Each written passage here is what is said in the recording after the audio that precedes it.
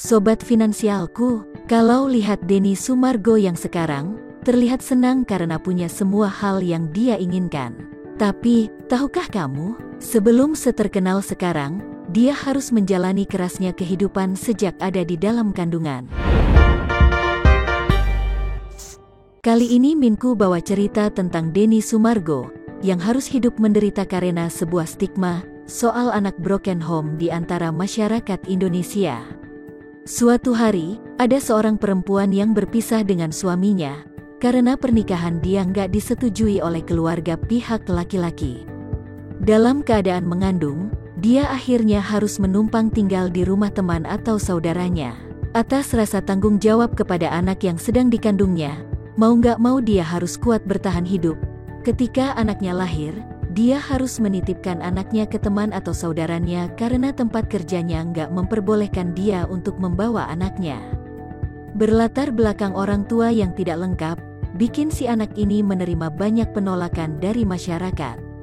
Mulai dari ibunya yang dikatain perempuan nggak benar, sampai si anak yang disebut sampah masyarakat. Ini kemudian membuat si anak tumbuh dengan keadaan mental yang nggak stabil, dan akhirnya melampiaskan kemarahannya ke hal-hal yang negatif, sampai dia harus diusir dari rumah.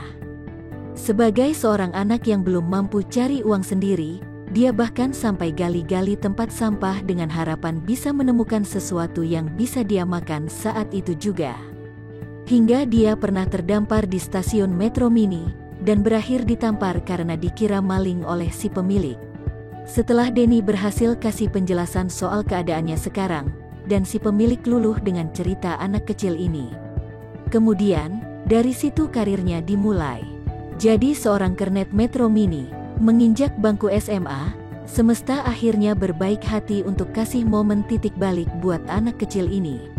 Mengandalkan satu-satunya skill yang dia punya, dia akhirnya nekat untuk pergi ke klub basket Aspak Jakarta, yang udah berjanji bakal kasih beasiswa.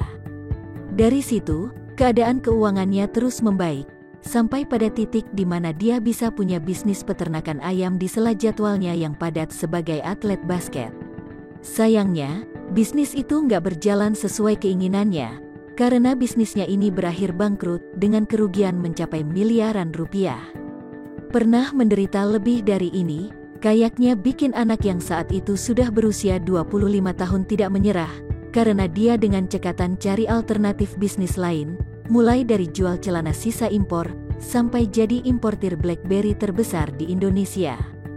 Kerugiannya itu terbayar, karena anak ini berhasil meraup untung 30 miliar rupiah dari usahanya menjadi importir BlackBerry terbesar di Indonesia kala itu. Lalu, kemana dia sekarang? Dia sekarang jadi salah satu YouTuber sukses setelah lama namanya sempat redup dari dunia perfilman Indonesia. Ya, dia adalah Denny Sumargo. Setelah tahu kalau itu sosok Denny Sumargo, yang sekarang jadi salah satu tokoh yang disukai banyak orang ternyata dulunya dianggap sebagai sampah masyarakat.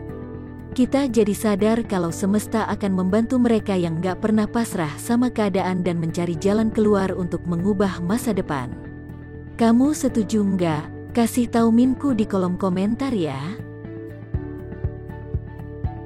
Kalau kamu mau cerita unik dan tips keuangan lainnya, kamu bisa kunjungi kanal finansialku ini dan jangan lupa untuk like serta subscribe kanal kita biar kamu bisa terus dapat tips dan informasi keuangan yang nggak bisa kamu dapatkan di tempat lain. Sampai jumpa di video berikutnya.